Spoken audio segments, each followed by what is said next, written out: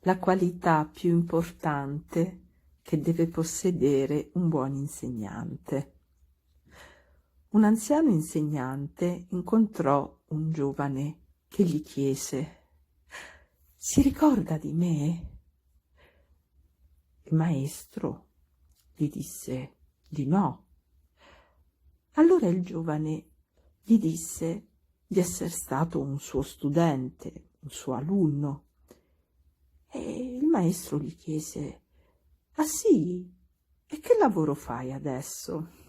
Il giovane rispose: «Beh, faccio l'insegnante». «Oh, ma che bello! Come me?» disse il maestro. «Beh, sì, in realtà sono diventato un insegnante perché lei mi ha ispirato ad essere come lei». L'anziano, curioso, chiese al giovane di raccontargli come mai. E il giovane gli raccontò questa storia. Un giorno un mio amico, anch'egli studente, arrivò a scuola con un bellissimo orologio nuovo e io lo rubai. Poco dopo il mio amico notò il furto e subito si lamentò col nostro insegnante, che era lei. Allora lei disse alla classe: «L'orologio del vostro compagno è stato rubato durante la lezione di oggi. Chi l'ha rubato, per favore, lo restituisca».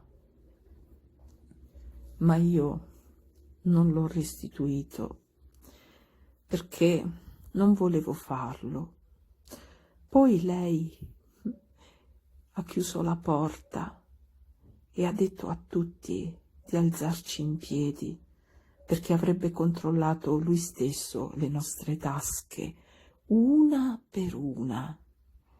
Ma prima ci ha detto di chiudere gli occhi.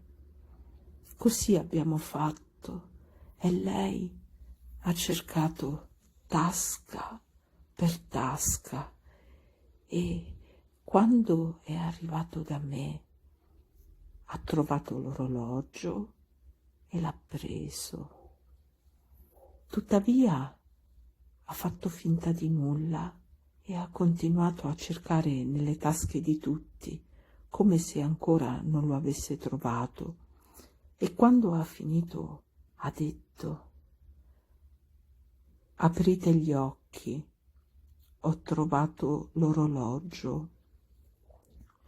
Non mi ha mai detto niente e non ha mai menzionato l'episodio, non ha mai fatto il nome di chi era stato quello che aveva rubato.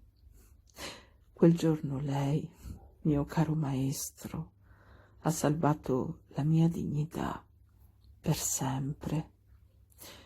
È stato il giorno più vergognoso della mia vita. Non mi ha mai detto nulla e anche se non mi ha mai sgridato né mi ha mai chiamato per darmi una lezione morale, ho ricevuto lo stesso il messaggio e molto chiaramente.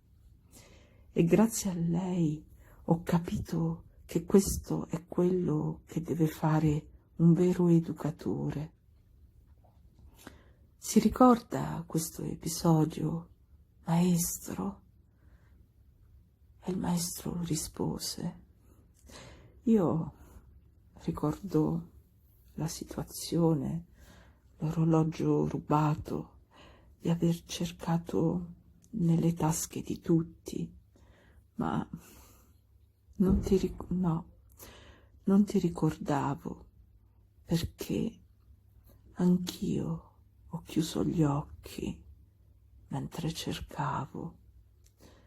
L'ho fatto perché volevo che tutti i miei alunni continuassero ad avere pari dignità ai miei occhi, senza che questa venisse infangata dall'ombra di una colpa che avrebbe potuto trasformare il mio giudizio su uno di loro in un pregiudizio. E questa è l'essenza della docenza. Se per correggere hai bisogno di umiliare, allora no, non sai insegnare. E questo vale per tutti i tipi di rapporti.